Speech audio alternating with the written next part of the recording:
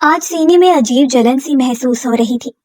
میں ہاسٹل کے لان میں آ کر ٹہلنے لگی۔ میرا دل کسی انہونی کی وجہ سے کافی تیز دھڑک رہا تھا۔ میں نے وضو کر کے نماز ادا کی۔ اس کے بعد میں بلکنی میں چائے کا کپ لے کر کھڑی ہو گئی تھی۔ موسم خوشگوار ہو رہا تھا اور ٹھنڈی ہوا چل رہی تھی۔ اچانک ہوا کا رخ تیز ہوا اور آندھی کی طرح چلتی ہوا کی وجہ سے میں اپنا توازن برقرار نہیں رکھ سکی تھی، اور وہاں موجود شبنم کی ہلکی سی نمی کی وجہ سے میرا پاؤں پھسلا تھا۔ میں نے بے اختیار بلکنی کی گرل کو پکڑ لیا، لیکن پھر بھی کافی حد تک مجھے اپنے پیٹ پر زور سا محسوس ہوا۔ میں نے بے اختیار اپنے پیٹ پر ہاتھ رکھا۔ اگر کچھ ہو جاتا تو؟ اس سے آگے مجھ سے کچھ سوچا ہی نہیں گیا۔ میرے پیٹ میں کسی کی امانت پل رہی تھی، وہ مجھے اس کا ہر پل خیال رکھنا تھا۔ ابھی تھوڑی دیر پہلے جو کچھ بھی ہوا تھا میں گھبرا گئی تھی۔ مجھے درد کی لہر اپنی کمر سے پیٹ کی طرف جاتی ہوئی محسوس ہوئی۔ میں گھبرا گئی، اندر آئی اور موبائل اٹھا کر ایک نمبر ملایا۔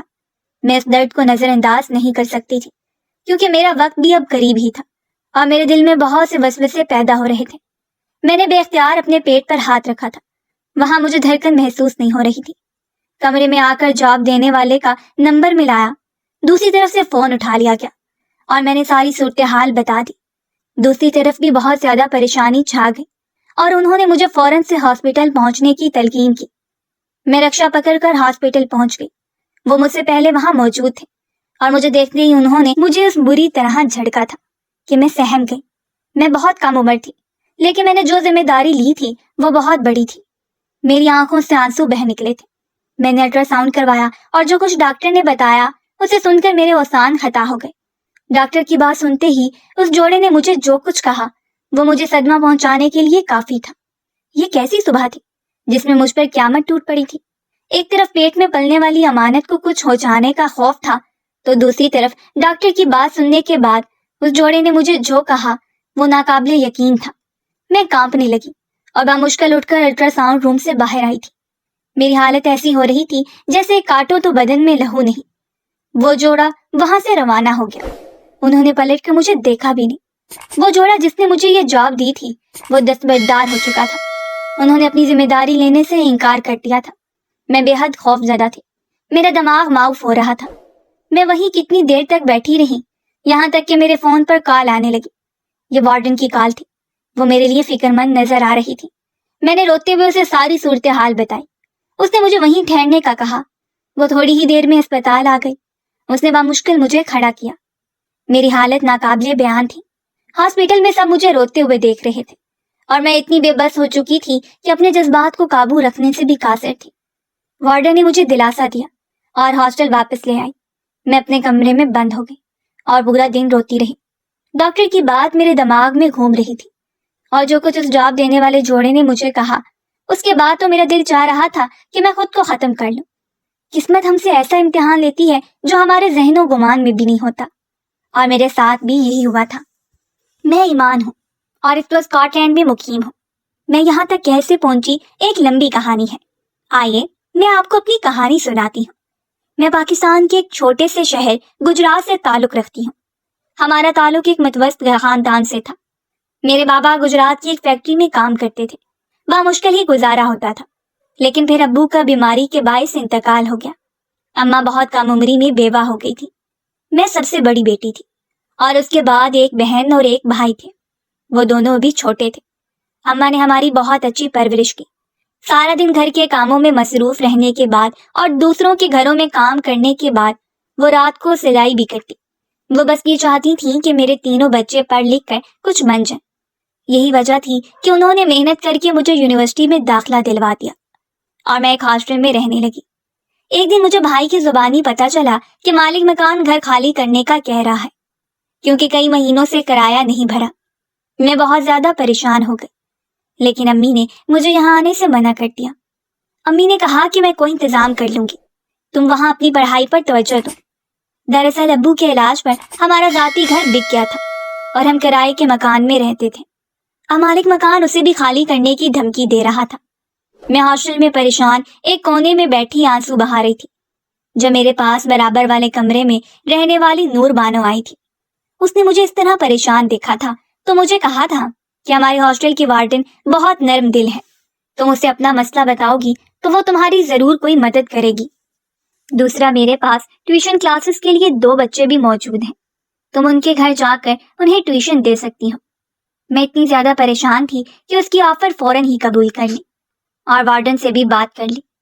وارڈن کو پہلے سے ہی میرے حالات کا پتہ تھا، اس لیے انہوں نے کوئی اعتراض نہیں کیا. اور یوں میں نور بانو کے بتائے ہوئے گھر میں جا کر بچوں کو پڑھانے لگی. اسے مجھے مہینے کے 5,000 مل جاتے اور وہ پیسے میں امی کو بھیج دیتی، لیکن ان پیسوں سے گزارا بھی مشکل ہوتا. میں اللہ سے رو رو کر دعا مانگتی کہ وہ ہماری مشکل کو آسان کرتے. پڑھائی میں بھی نہیں دل لگ رہا تھا. ایک دن بچوں کو پڑھا رہی تھی اور کسی گہری سوچ میں ڈوبی ہوئی تھی کہ ان کی والدہ میرے پاس آئیں اور انہوں نے مجھے یوں پریشان دیکھا تو مجھ سے کہا کہ میں کافی دنوں سے محسوس کر رہی ہوں کہ تم پریشان لگ رہی ہو. میں نے اس بات میں سر ہلایا تھا. انہوں نے مجھے بتایا کہ میں نے سنا ہے کہ برٹش جوڑا آیا ہے، وہ لڑکیوں کے انٹرویو کر رہا ہے، وہ انہیں اچھی جاب دے رہا ہے جس میں اچھی خاصی سیلری پیکج ہے. چنانچہ اگر تم چاہو تو اپلائی کر دو. میں بھی اس وقت ایسی ہی کسی جاب کی تلاش میں تھی. انہوں نے مجھے نمبر دے دیا اور میں رابطہ کر کے انٹرویو کے لیے پہنچ گئی. یہ انٹرویو ہوٹل کے کمرے میں منعقد کیا گیا تھا. انٹرویو میں انہوں نے پڑھائی سے متعلق تو کوئی سوال نہیں کیا، بلکہ وہ کہہ رہے تھے کہ مجھے فون کر کے بتا دیا جائے گا کہ یہ کس قسم کی جاب ہے. اور اگلے دن ان کا فون آ گیا. اگلے دن انہوں نے جب مجھے بلایا تو سب کچھ واضح کر دیا اور ان کی جاب کی نوعیت سن کر میرے تو اوسان ہی خطا ہو گئے. میرے چہرے پر پسینہ آنے لگا. انہوں نے مجھے کہا کہ یہ 9 مہینے کی جاب ہے اور مجھے صرف گیٹ مدر بننا پڑے گا. اور مجھے تو اس بارے میں بالکل بھی علم نہیں تھا کہ سروگیسی کیا ہوتی ہے. انہوں نے مجھے مزید بتایا تھا کہ تم خوبصورت ہو اور صحت مند ہو، اسی وجہ نے ہم نے تمہیں اپنے بچے کی ماں کے طور پر چنا ہے. میری کوئی سمجھ میں نہیں آ رہا تھا. تب انہوں نے مجھے وضاحت سے بتایا کہ چونکہ میری بیوی کی میڈیکل کنڈیشن ایسی ہے کہ وہ اپنے پیٹ میں حمل نہیں ٹھہرا سکتی، یعنی وہ بچے نہیں پیدا کر سکتی، لیکن میڈیکل سائنس اتنی زیادہ ترقی کر چکی ہے کہ میل سپرم اور فیمیل ایگ کو باہر فرٹیلائز کر کے ایک دوسری لڑکی کے رحم میں ٹرانسفر کر دیا جائے، جہاں اس کے ہارمون کے بدولت پریگنینسی ہو جاتی ہے اور یوں دونوں کے سپرم اور ایگ کے ملاپ سے بچہ اس دوسری لڑکی کے پیٹ میں بننا شروع ہو جاتا ہے. اسی پروسیس کو سرگیسی کہتے ہیں.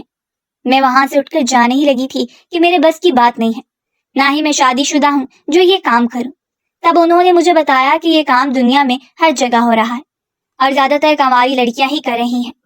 میں تب بھی راضی نہیں تھی، لیکن جیسے ہی انہوں نے مجھے بتایا تھا کہ وہ اس کام کے مجھے 20 لاکھ روپے دیں گے، تب میں ٹھہر گئی اور میں نے تھوڑی دیر سوچنے کے بعد انہیں ہاں کر دی. اس وقت مجھے پیسوں کی بہت زیادہ ضرورت تھی اور یہ 20 لاکھ میرے لیے بہت بڑا سہارا تھا. میرے ہاں کرتے ہی ان کے چہرے پر خوشی کی لہر دوڑ گئی اور انہوں نے ساری تفصیل مانگ لی. انہوں نے رہنے کے لیے مجھے ایک فلیٹ دے دیا. وہ فلیٹ ایک پوش علاقے میں تھا اور وہاں ہر قسم کی سہولت موجود تھی. وہ مجھے ہاسپٹل لے گئے، وہاں ضروری ٹیسٹ ہوئے اور میرے رحم میں انہوں نے ایمبریو داخل کر دیا. اب انہیں شدت سے انتظار تھا کہ کب میں انہیں خوشخبری سناتی ہوں. کچھ دنوں بعد ہی میں امید سے ہو گئی. میں کبھی بھی یہ کام نہ کرتی، صرف گھریلو حالات کی وجہ سے میں نے یہ خطرناک فیصلہ لیا. اور اب تو میں خوش تھی کہ میرے پیٹ میں ایک بچہ پل رہا ہے. حالانکہ اس بچے کا مجھ سے کوئی تعلق نہیں تھا، لیکن چونکہ وہ میرے پیٹ میں پل رہا تھا تو ضرور میرے کچھ اثرات بھی اس میں شامل ہونے تھے. میں قدرتی طور پر خوش رہنے لگی. میں نے وہ ہاسٹل چھوڑ دیا اور خفیہ طریقے سے فلیٹ میں رہتی تھی تاکہ میرے کسی رشتہ دار کو بھی پتہ نہ چلے. طے یہ ہوا تھا کہ بچے کی پیدائش کے بعد مجھے 20 لاکھ ادا کیے جائیں گے. اس دوران ہونے والے تمام اخراجات وہ برداشت کریں گے. وقت گزرتا جا رہا تھا. وہ مجھے کھانے پینے کی تلقین کرتے اور میں ان کے کہے پر عمل بھی کرتی. وہ ننھی سی جان میرے اندر پل رہی تھی اور مجھے زندگی کے نئے رنگوں سے روشناس کرا رہی تھی. سب کچھ اچھا جا رہا تھا اور پھر وہ ہو گیا جس کا میں نے کبھی سوچا بھی نہیں تھا. یہ 9 مہینے کی جاب مجھے اس قدر مہنگی پڑے گی میں نے کبھی خواب میں بھی نہیں سوچا تھا. میں گھر آ کر پھوٹ پھوٹ کر روتی تھی. نہ جانے کیوں میں خود کو بہت اکیلا محسوس کر رہی تھی. وارڈن بھی اب جا چکی تھی. میرا 9واں مہینہ شروع ہو گیا. کسی بھی وقت ڈلیوری ہو سکتی تھی اور جس کے لیے میں بچہ پیدا کر رہی تھی وہ لوگ ہی مجھے چھوڑ کر جا چکے تھے. دراصل جیسے ہی میرا پاؤں پھسلا میں نے اپنے آپ کو گرنے سے تو بچا لیا، لیکن آخری مہینوں میں بچے کو اندر سر پر شدید جھٹکا آیا تھا جس کی وجہ سے اس کے سر کی نرم ہڈی میں فریکچر ہو گیا تھا. یہ الٹرا ساؤنڈ رپورٹ سے ثابت ہوا تھا اور جیسے ہی ڈاکٹر نے اس جوڑے کے سامنے یہ خبر سنائی تو انہوں نے اسی وقت یہ بچہ لینے سے انکار کر دیا اور مجھے خوب عزت کر کے وہاں سے چلے گئے. اب مجھے یہی فکر کھائے جا رہی تھی کہ میں کیسے اس بچے کو پالوں گی۔ میں تو کنواری لڑکی ہوں، میرا تو کوئی کمانے والا بھی نہیں، میں تو خود جاب کرتی ہوں، میرے گھر کے حالات بھی بہت برے ہیں، یہاں تک کہ میں نے تو اپنی ماں کو بھی سہانے خواب دکھائے تھے کہ 2 لاکھ ملیں گے اور ان سے ہمارے گھر کے حالات بدل جائیں گے، لیکن وقت اس طرح بدل گیا تھا کہ میں سمجھ نہیں پائی تھی۔ اب میری طبیعت زیادہ خراب رہنے لگی، میں ہر چیز سے بیزار ہو رہی تھی، یہاں تک کہ میری طبیعت بہت خراب ہو گئی اور میں نے اسپتال میں ایک بہت خوبصورت اور پیارے سے بچے کو جنم دیا تھا۔ تمام تکالیف سے گزرنے کے بعد جب بچے کو میرے پہلو میں لٹایا گیا تو میری ممتا ایک دم سے جاگ گئی اور مجھے اس پر اتنا پیار آیا کہ میں نے ایک دم سے اسے اپنے آپ میں بھینچ لیا تھا۔ میں نے جب اسے دیکھا تو مجھے ایسا لگا کہ یہ بچہ تو میرا ہی پرتو ہے، میرا ہی عکس ہے، اس کی آنکھیں بالکل میرے جیسی ہیں، اس کی گال بالکل مجھ پر کے ہیں، اس کی ناک، اس کا مسکرانا، سب کچھ بالکل میرے جیسا تھا۔ ایک لمحے کے لیے میں سب کچھ بھول گئی کہ میں تو ایک سرگیٹ مدر ہوں، بلکہ مجھے اپنے اندر ٹھاٹے مارتا محبت کا سمندر محسوس ہو رہا تھا۔ میں ہاسپٹل سے گھر آ گئی، وہ بچہ مجھے اتنا پیارا لگتا تھا، میں ایک لمحے کے لیے بھی اسے خود سے جدا کرنے کا نہیں سوچ سکتی تھی۔ میں نے وہ فلیٹ بھی چھوڑ دیا، اس جوڑے نے میرے مشکل وقت میں مجھے بے سہارا چھوڑ دیا، صرف اس وجہ سے کہ ان کا بچہ اب نارمل پیدا ہونا تھا۔ لیکن اللہ کے حکم سے سب کچھ ٹھیک ہو گیا، وہ میرے اندر 9 مہینے پلا تھا، مجھے اس سے محبت محسوس ہو رہی تھی۔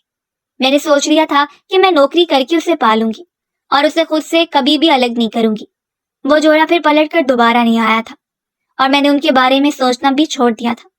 میں نے ایک جاب شروع کر دی، جاب پر اپنے بیٹے کو اپنے ساتھ ہی لے جاتی تھی، اس کے سنگ زندگی حسین لگنے لگی تھی۔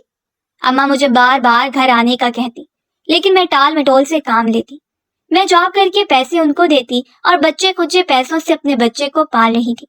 دن ایسے ہی گزر رہے تھے۔ ایک دن مارکیٹ سے ضرورت کی چند چیزیں لے کر گھر واپس آ رہی تھی جب مجھے کسی انہونی کا احساس ہوا، اور جیسے ہی میں ہاسٹل میں داخل ہوئی تو وہی جوڑا مجھے نظر آیا۔ میں وہیں کھڑی رہ گئی اور ذہن میں ایک ہی سوچ حاوی ہو گئی کہ یہ لوگ مجھ سے میرا بچہ چھیننے آئے ہیں۔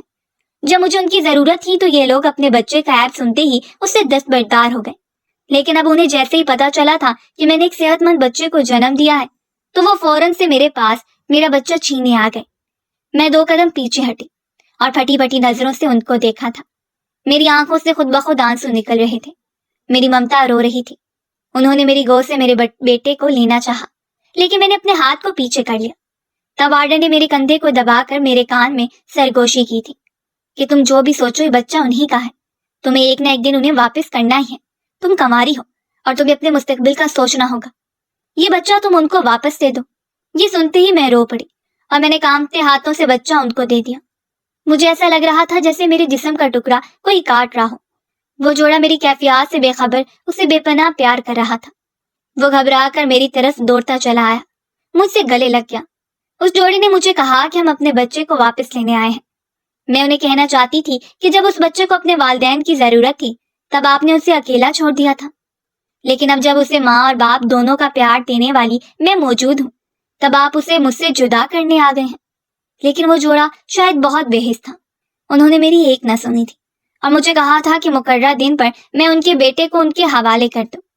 میں زاروں کے تار رو رہی تھی، میرا بیٹا اپنے ننھے ہاتھوں سے میرے آنسو پونچھ رہا تھا۔ 1 ہفتہ میں نے بہت مشکل میں گزارا تھا اور ہر لمحہ مجھے یہی محسوس ہوتا رہا جیسے میرا جسم میری روح سے جدا ہو رہا ہو۔ اس جوڑے نے مجھے کہہ دیا تھا کہ وہ مجھے کانٹریکٹ کے مطابق پیسے دیں گے۔ آخرکار وہ دن آ گیا، میں وہاں پہنچ گئی تھی اور وہ جوڑا میرا ہی انتظار کر رہا تھا۔ میں نے بامشکل بچے سے انگلی چھڑائی تھی اور بھاگ کر دوبارہ ٹیکسی میں بیٹھ گئی۔ میں وہ منظر نہیں دیکھ سکتی تھی۔ میرے بچے کی رونے کی آواز نے گھر تک میرا پیچھا کیا تھا۔ کمرہ بالکل ویران ہو گیا تھا، اس کی چیزیں بالکل میرے پاس ویسے ہی پڑی تھی، اس کے کھلونے، اس کے کپڑے، اس کے جوتے، اس کا جھولا، سب کچھ ویسے کا ویسا ہی تھا، لیکن وہ نہیں تھا۔ وارڈن نے مجھے بے حد سمجھایا تھا کہ یہ تو کسی نہ کسی دن ہونا ہی تھا، جیسے انہیں پتا چلتا کہ ان کا بچہ بالکل صحت مند پیدا ہوا تو وہ اسی وقت آ جاتے، لیکن چونکہ قدرت نے تمہارا امتحان لینا تھا اس لیے اب تم بھی ان کا امتحان مت لو اور اپنے دل کو سمجھا لو۔ اب تم اداس ہونا چھوڑ دو اور اس حقیقت کو قبول کر لو، کیونکہ جتنی جلدی تم اس سچ کو قبول کر لو گی اتنی جلدی تمہاری زندگی آسان ہو جائے گی۔ میری زندگی اچانک سے بہت زیادہ مشکلات کا شکار ہو گئی تھی۔ جیسے وہ میری زندگی میں آیا تھا میری زندگی میں ٹھہراؤ سا آ گیا تھا، لیکن جیسے ہی وہ میری زندگی سے گیا تھا میری زندگی الجھ کر رہ گئی تھی۔ اس بات کو 1 ہفتہ گزر گیا تھا اور میری حالت ایسی تھی جیسے صدیاں گزر گئی ہوں۔ میں آج گھر پر ہی تھا، جاب سے تو ویسے ہی نکالا جا چکا تھا، لیکن جاب کی تلاش جاری تھی۔